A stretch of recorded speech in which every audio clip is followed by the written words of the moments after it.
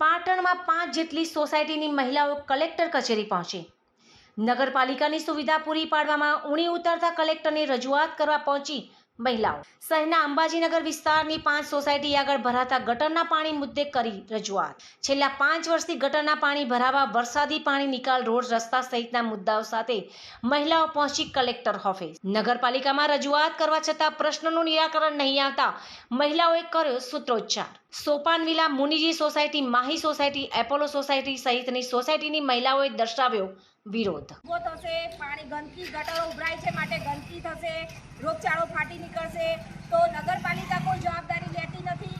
જવાબદારીના જવાબ આપે છે ખરા, પણ કોઈ જ ઉકેલ આજ સુધી આવ્યો નથી। પ્રાંત અધિકારીશ્રીને અરજી કરવા છતાં બી આવ્યો નથી, ડીડીઓશ્રીને અરજી કરવા છતાં પણ નથી આવ્યો।